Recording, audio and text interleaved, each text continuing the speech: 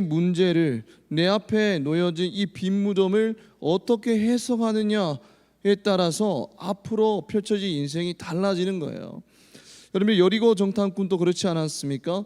여러분, 그 땅에 정탐꾼이 해석이 완전히 달라집니다. 가나안 땅의 정탐꾼이 그 해석이 달라지죠. 여러분, 그 12명이 그 땅을 정탐했는데 여러분들 10명은 뭐라고 해석했죠? 우리는 저들에 비하면 메뚜기라고 그렇게 해석해 버립니다. 그런데 나머지 2명 누구죠? 여호수아와 갈렙은 뭐라고 해석했습니까? 저들은 우리의 밥이다라고 해석했죠. 완전히 같은 땅을 보고도 여러분들 해석이 완전히 달라졌다라는 거예요. 그런데 가나안 땅을 정탐하고 그 땅을 해석한 그 사건 뒤의 내용을 보면 나머지 10 정탐꾼에 대한 이야기는 성경에 등장하지 않습니다. 그러나 나머지 2명 여호수아와 갈렙은 계속해서 여러분들 그들의 인생의 스토리가 계속해서 성경에서 진행됨을 우리는 볼 수 있습니다. 여러분들 출애굽 1세대 중에 여러분들 한 명이 누구죠? 여호수아와 갈렙 아닙니까? 그런데 그 출애굽 1세대가 다 광야에서 죽었고 광야에서 태어난 출애굽 2세대만 살아남았을 때에도 여전히 누구의 이름이 언급되죠? 여호수아와 갈렙의 이름은 여전히 언급됩니다. 여러분들 그들의 스토리는 멈추지 않고 성경에서 계속 이어져 가는 거예요. 그리고 그들은 광야 40년을 겪고 하나님이 약속하신 땅 가나안 땅에서 기업을 얻게 됩니다.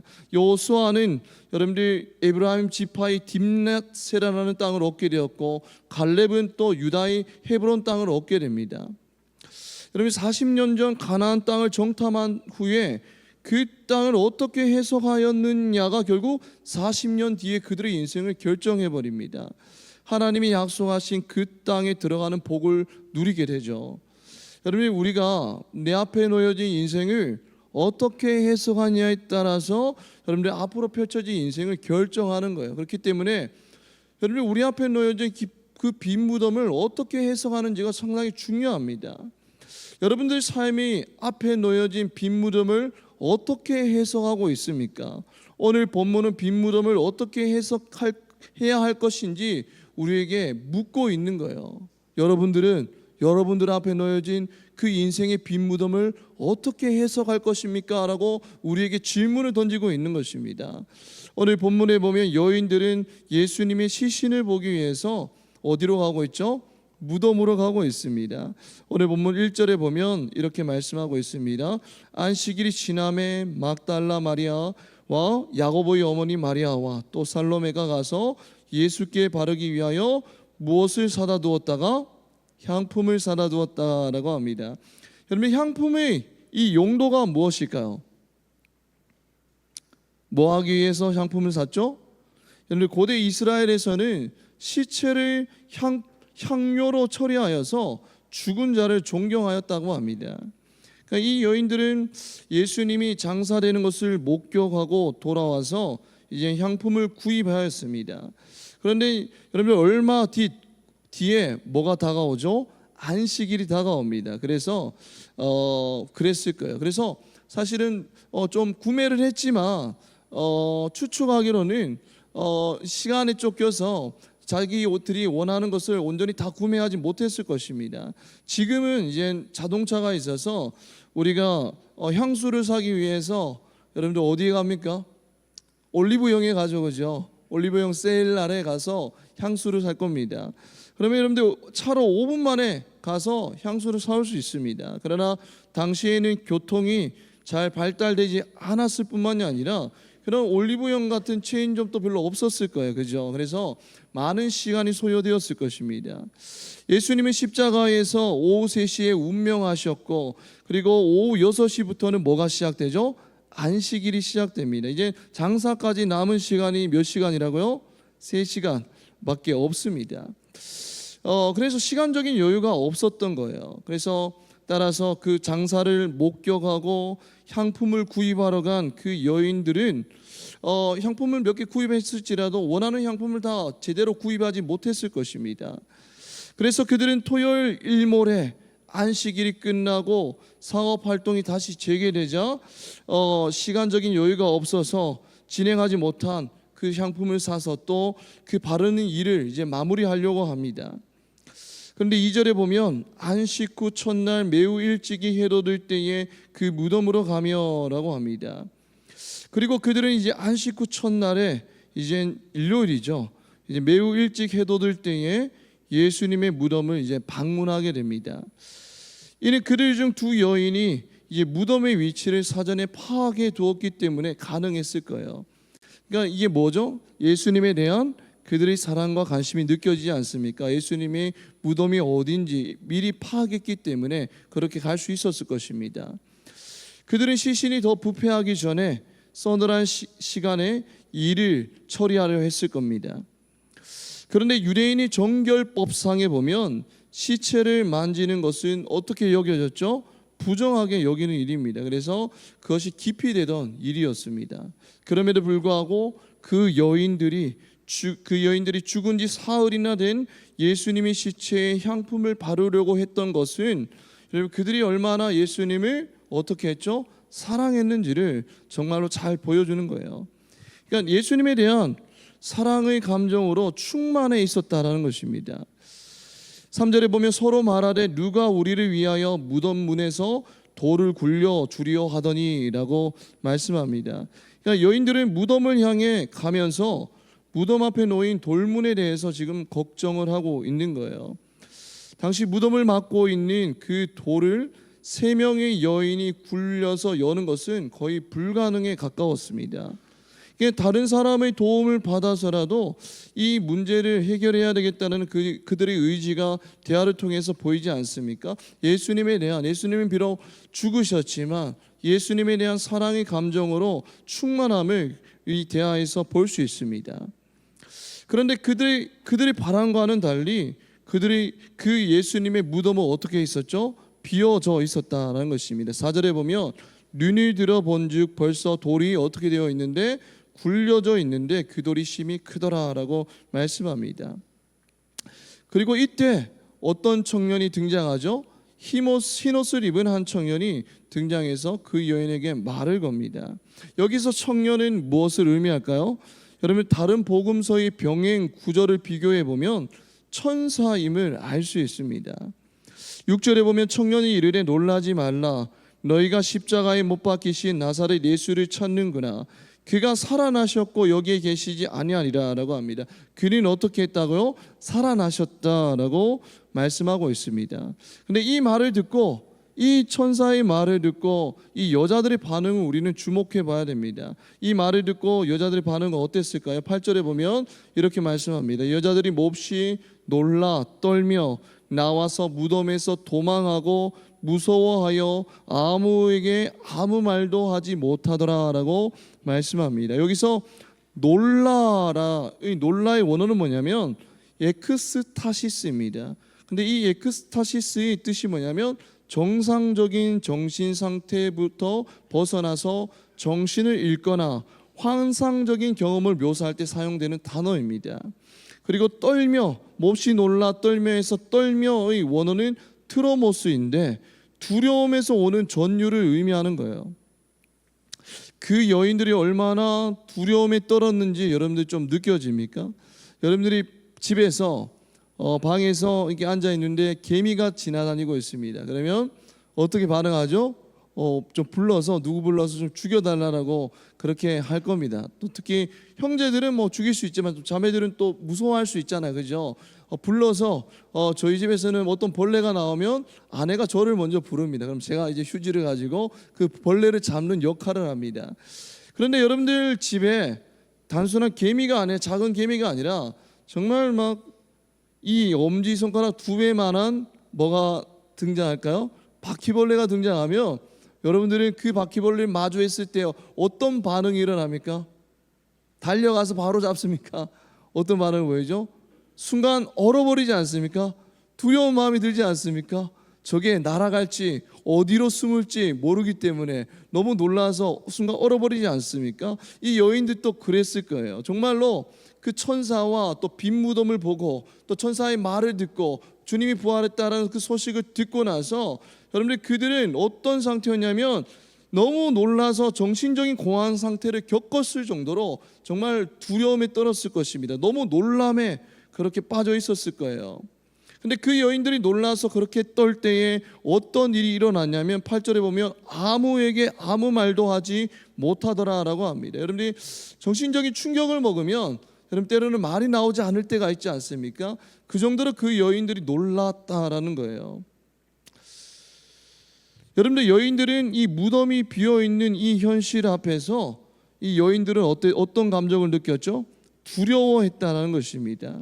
그리고 또 그 두려운 감정으로 그 빈 무덤을 바라보고 빈 무덤을 해석했을 때에 여러분들 그 두려운 감정이 그들의 입을 막아버립니다.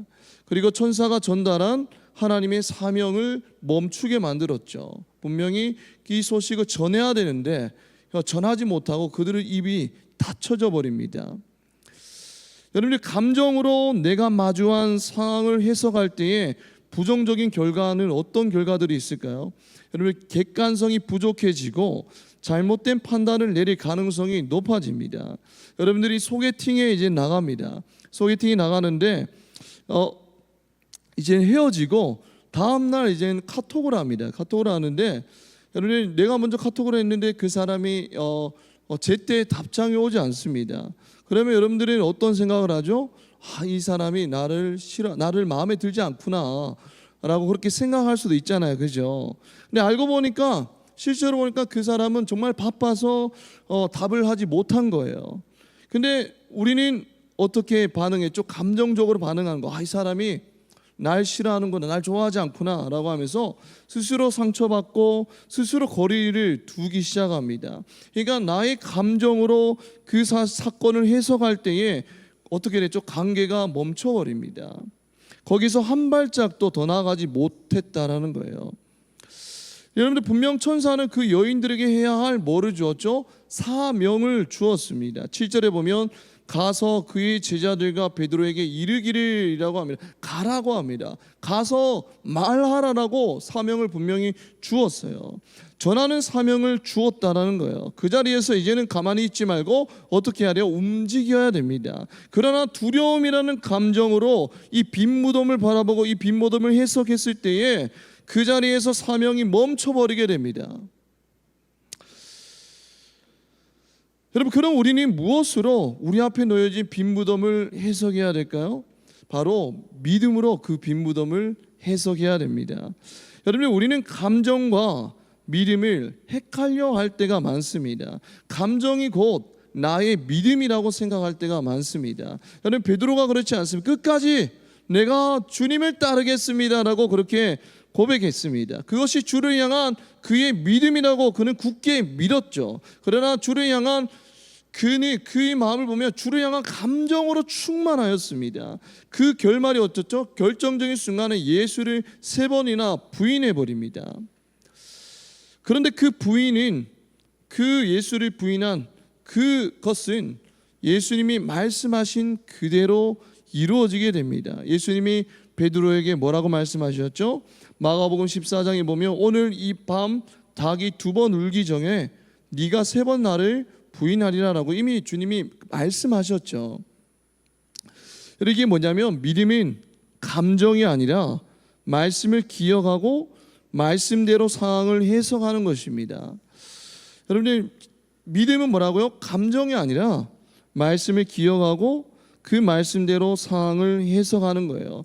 여러분들 감정으로 해석하게 되면 우리는 현재 이 자리에서 멈춰 서게 됩니다. 한 발짝도 나아가지 못하게 되어버립니다. 내 삶의 과거의 쓴뿌리와 상처들을 잡고 나의 감정들로 해석하게 되면 과거의 늪에서 우리는 빠져나오지 못하게 됩니다.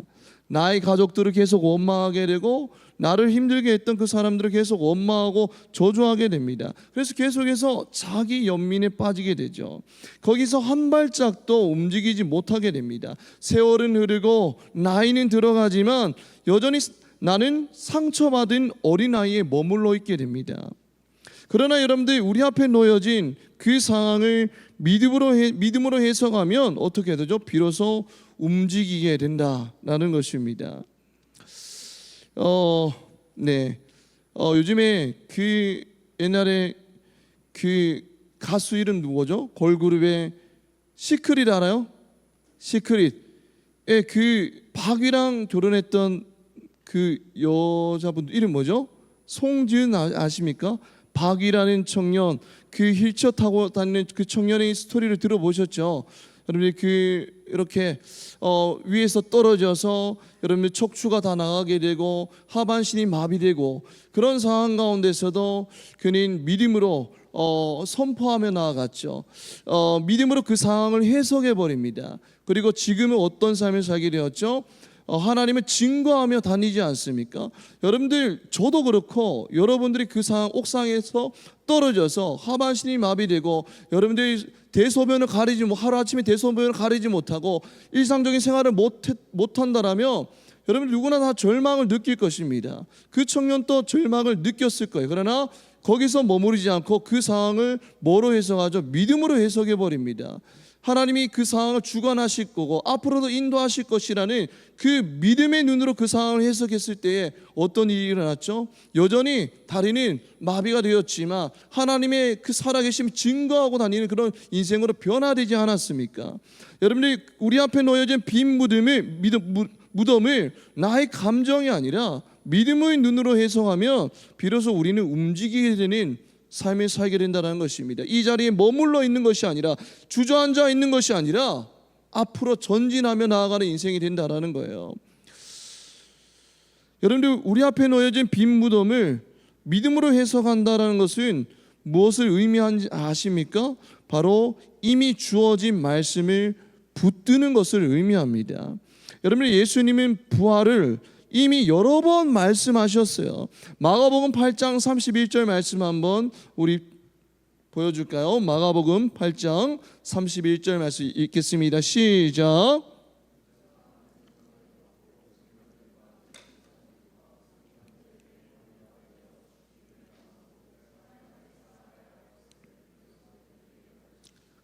이미 가르치셨어요. 여러분, 마가복음 9장 31절 말씀 한번 9장 31절 말씀 한번 읽겠습니다. 시작.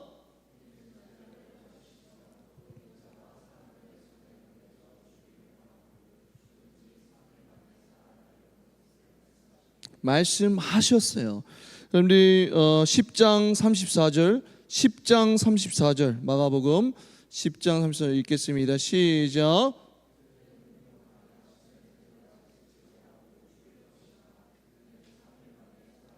하시니라 라고 이미 말씀하셨다라는 거예요. 죽었다가 다시 살아나실 거라고 말씀하셨어요.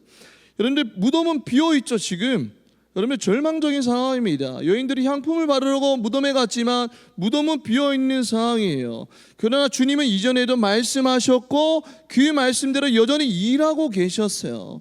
여러분, 주님이 지금 어디에 계시죠? 7절에 보면 너희보다 먼저 갈릴리로 가시나니 라고 합니다. 주님은 여전히 일하고 계신 거예요. 여러분들, 빈 무덤이라는 문제 앞에서 여러분들, 하나님이 일하심을 신뢰할 수 있는 능력은 어디서 오는지 아십니까? 이미 주어진 말씀을 붙드는 것입니다. 이미 주어진 말씀을 붙들 때에 여러분들, 빈 무덤이라는 문제 앞에서도 하나님이 일하심을 신뢰할 수 있는 거예요. 여러분들, 상황이 아니라 우리에게 주어진 말씀에 반응하는 것이 믿음인 줄 믿습니다. 나의 감정에 의존하며 살아가는 것이 아니라 우리에게 이미 주어진 말씀에 반응하는 것이 바로 믿음이라고 말씀하고 있는 거예요. 우리의 감정은 하루에도 수십 번 수백 번씩 흔들리지 않습니까? 그러나 하나님의 말씀은 변하지 않는다라는 거예요. 여러분들, 우리는 반복되는 죄로 인해서 반복적으로 회개합니다. 그럴 때마다 우리 마음이 어때요? 무거워져요. 이번에는 하나님께서 용서해 주시지 않으실 거야 라고 우리는 생각합니다. 그 용서의 확신이 점점 사라져 갑니다. 이것이 무엇이죠? 그 상황을 감정으로 바라보기 시작한 거예요. 하나님이 이번만큼은 날 사랑하지 않으실 거야. 이번만큼은 날 용서해 주지 않으실 거야. 감정으로 그 상황을 바라보기 시작할 때 우리는 어떻게 돼요? 절망하고 좌절하고 그 자리에 엎드려서 우리는 일어나지 못합니다. 그런데 예수님은 뭐라고 말씀하셨죠? 7번뿐이 아니라 7번을 몇 번까지? 70번까지 용서하라라고 말씀하셨어요. 그러니까 무한대로 용서하라라고 제자들에게 말씀하신 그 전제는 뭐죠? 어떤 전제가 깔려 있죠? 나도 너희를 그렇게 용서해 주겠다라는 그 전제가 깔려 있습니다. 여러분, 주님의 십자가에서 이미 우리를 다 용서하셨어요. 이전의 죄도, 지금의 죄도, 앞으로의 죄도 용서하셨습니다. 이 말씀이 죄를 이기게 하는 능력입니다. 끊임없이 우리를 용서하시는 그 사랑을 믿고 우리가 감사함으로 감격할 때에 죄를 이기는 능력이 생기는 거예요. 그러나 반복적으로 죄를 짓고 반복적으로 회개하는 나의 모습을 감정이라는 관점에서 바라볼 때 죄책감이 들 뿐인 거죠. 그러나 7번, 70번까지라도 내가 너를 용서해 주겠다라는 그 말씀이 붙들 때에 우리는 죄책감에 빠져서 절망하며 이 자리에 머물러 있는 인생이 아니라 다시 일어나서 한 걸음 한 걸음 나아갈 수 있는 인생이 된다는 거예요. 여러분은 감정으로 빈 무덤을 해석하고 있습니까? 이미 주어진 말씀으로 이 빈 무덤을 해석하며 살아가고 있습니까? 여러분들, 예수님의 부활에 대해서 이미 말씀하셨어요. 가이사랴 빌립보에서도 말씀하셨고 변화산에서도 말씀하셨고 예루살렘으로 올라가시는 그 길에서도 이미 말씀하셨습니다. 그러나 제자들은 그 말씀을 깨닫지 못했어요. 여러분들, 감정뿐인 신앙으로는 빈 무덤과 부활의 의미를 제대로 깨달을 수 없다라는 것입니다. 여러분, 7절에 이렇게 말씀하죠. 말씀하신 대로라고 합니다. 말씀하신 대로. 여러분, 이 말씀하신 대로는 부활절을 맞이한 우리에게 큰 울림을 줍니다. 여러분들, 우리는 말씀 속에서 부활하신 예수님을 만날 수 있다라는 것입니다. 사실 여러분들, 우리는 부활하신 주님을 목격하지도 않았고 그것을 검증할 수도 없습니다. 그러나 우리에게는 뭐가 있죠? 하나님의 말씀이 있습니다.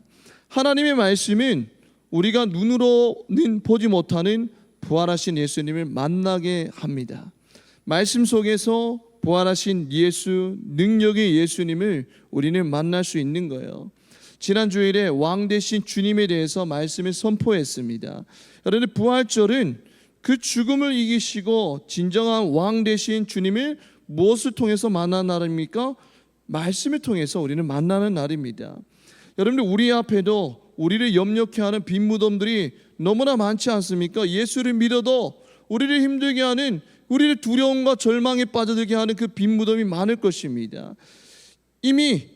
그러나 이미 주님이 들려주신 부활에 관한 말씀들이 많지 않습니까? 여러분들이 신앙생활하면서 부활에 관한 말씀을 많이 들었을 거예요. 그러나 때로는 그 말씀들을 생각해내지 못하고 감정으로 내 앞에 놓여진 그 빈 무덤들을 해석하다가, 감정으로 그 빈 무덤들을 해석하다가 우리는 현실에 주저앉을 때가 너무나 많다라는 것입니다.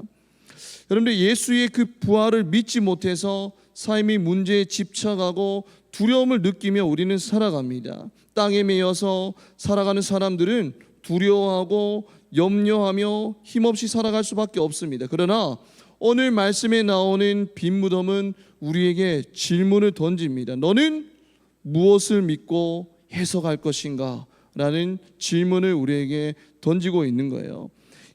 너희들 앞에 놓여진 그 빈 무덤을 감정으로 해석할 것인가?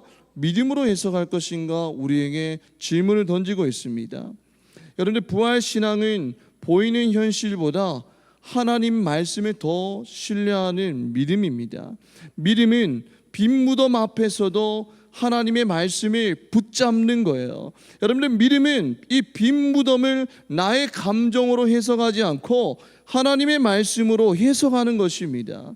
여러분, 오늘 우리도 삶의 빈 무덤을 믿음으로 해석하고 다시 일어나 살아가야 된다는 거예요. 여러분들, 빈 무덤은 끝이 아니라 시작이었습니다. 주님이 죽음을 이기시고 부활하셨습니다. 승리하셨습니다. 주님이 우리 또한 그 승리를 맛보며 살아가기를 원하시는 거예요. 더 이상 두려움 가운데 살아가는 것이 아니라 부활의 기쁨을 누리며 그 기쁨을 세상 가운데 전하며 살아가기를 원하십니다. 오늘 우리도 인생의 빈 무덤 앞에서 여러분들 두려움이 아니라 믿음으로 해석하며 살아갈 때에 부활의 기쁨을 누리며 살아가는 주의 청년들이 되기를 주님이 원하시는 거예요. 근데 믿음으로 해석하는 것은 뭐예요? 이미 주어진 말씀을 붙잡고 살아가는 것입니다. 여러분들 부활주일입니다. 여러분들 부활주일이고 그 기쁨을 우리가 누려야 되지만 또 삶의 현실 앞에서 우리는 빈 무덤을 바라보며 절망할 때가 있습니다. 그럴 때마다 나의 감정을 의지하며 그 빈 무덤을 해석하는 것이 아니라 이미 우리에게 주어진 그 말씀, 내가 세상 끝날까지 너희와 함께하리라는 그 말씀을 붙들고 우리가 살아갈 때에 날마다 부활의 기쁨을 누리며 또 그 기쁨을 나만 누리며 살아가는 것이 아니라 가는 곳곳마다 그 기쁜 소식을 전하며 살아갈 수 있는 주의 청년들 되기를 주님의 이름으로 축복합니다. 이 시간 우리 다 같이 찬양하며 나아가겠습니다.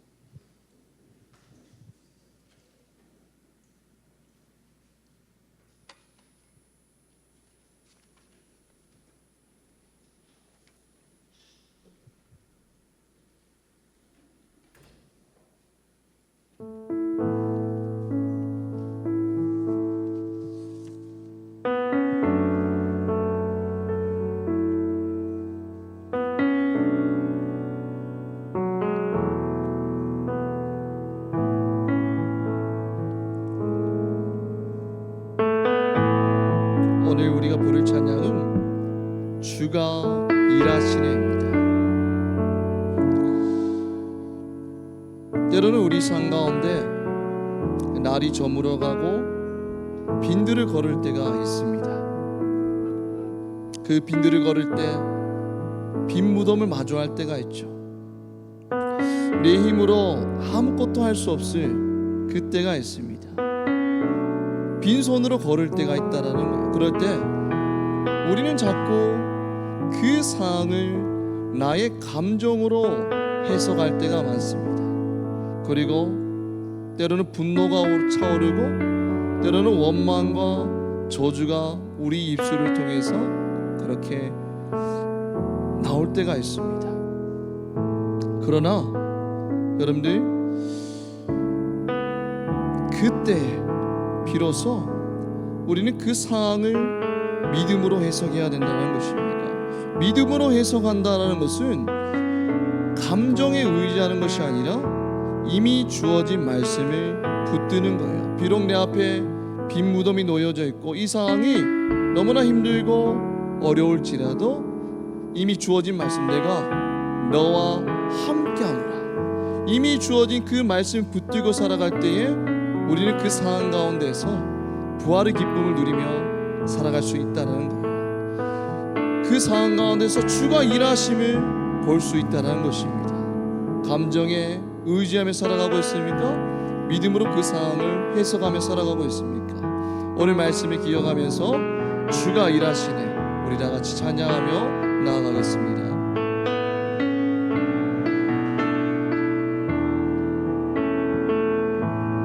날이 저물어 갈 때 빈들에서 걸을 때 그때가 하나님의 때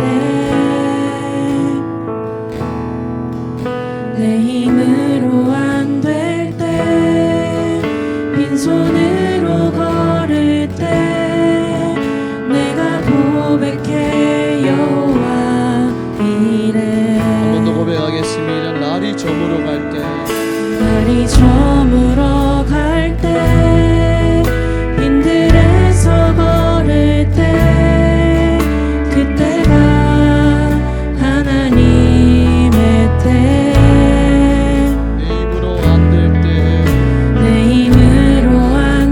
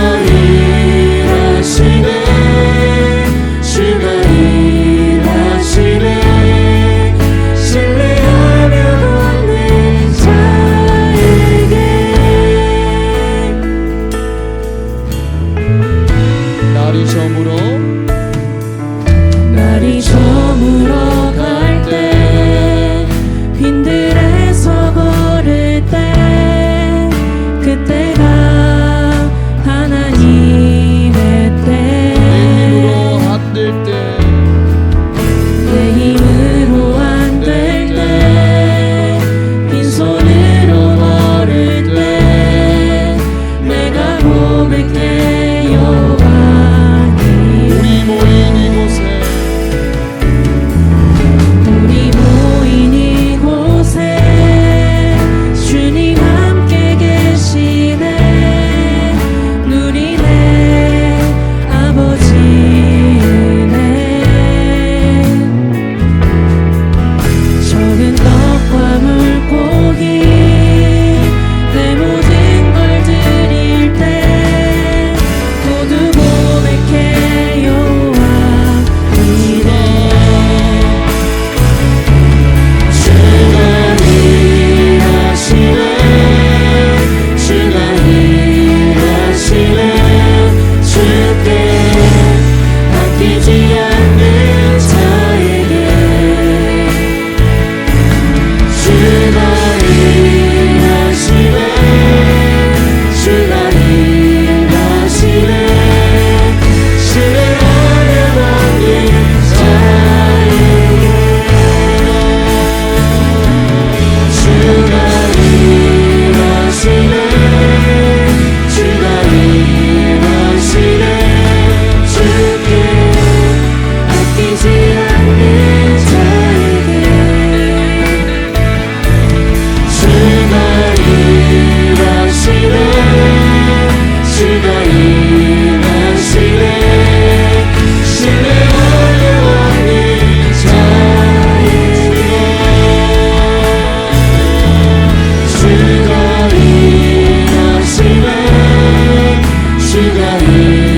일하시네 주께 아끼지 않는 자에게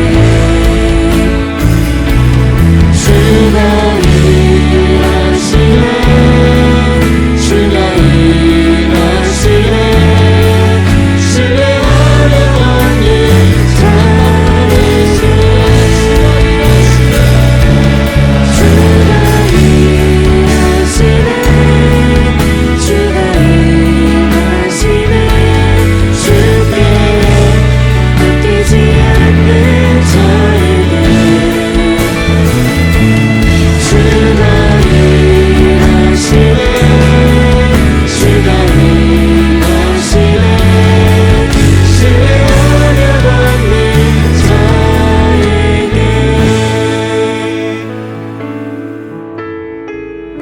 여인들은 무덤이 비어있는 현실 앞에서 두려워합니다.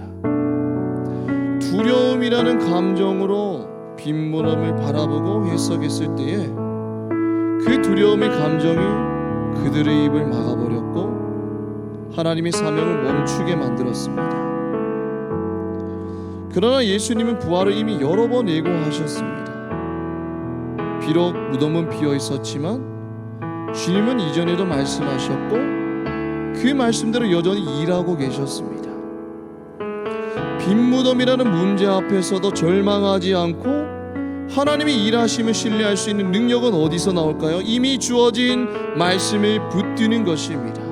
상황이 아니라 나의 감정이 아니라 우리에게 주어진 말씀에 반응하는 것이 믿음인 것입니다. 우리의 감정은 흔들리지만 하나님의 말씀은 변하지 않는 거예요. 이 시간 기도할 때 빈 무덤 앞에서 나의 감정이 아닌 말씀으로 반응하게 하옵소서. 말씀으로 빈 무덤을 해석할 때에 부활의 기쁨을 날마다 누리며 전하며 살아가게 하옵소서. 주여 한번 외치고 기도하겠습니다. 주여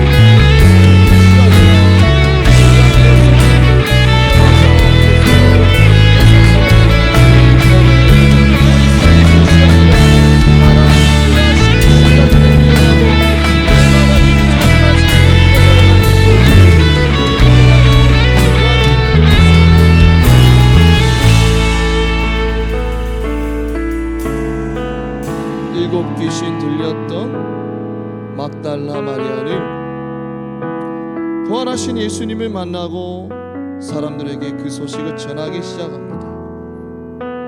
부활의 기쁜 소식은 나만 누리기 위해서 전해진 것이 아니라 내 주위에 있는 이웃들과 함께 나누기 위해서 우리에게 전해진 것입니다. 우리도 그 부활의 기쁜 소식을 누린 자로서 세상 가운데 그 부활의 기쁜 소식을 전하는 자가 되어야 된다는 것입니다. 산불 피해로 빈 무덤을 마주한 안동 신독교회 성도님들을 위해서 또 우리가 곧 있으면 이제 바자회를 열게 됩니다. 단순한 그냥 일회성인 행사로 끝나는 것이 아닌 부활의 은혜를 누린 자로서 그 은혜를 그들에게 나누는 마음으로 바자회에 임하기를 소망합니다. 그래야 해서 절망 가운데 있는 그들에게 부활의 기쁨을 함께 전할 때에 그들 가운데 다시 한 번 더 회복이 일어날 수 있도록 마지막으로 주여 한번 외치고 기도하겠습니다. 주여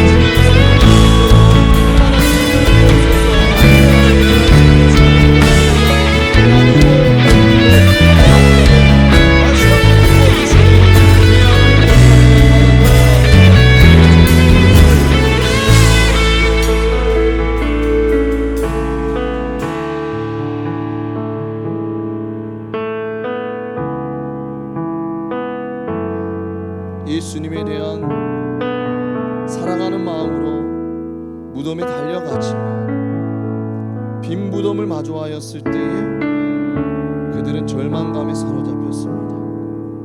그 절망감이라는 두려움이라는 감정으로 빈 무덤을 해석하였을 때 그들은 아무것도 할 수 없었습니다.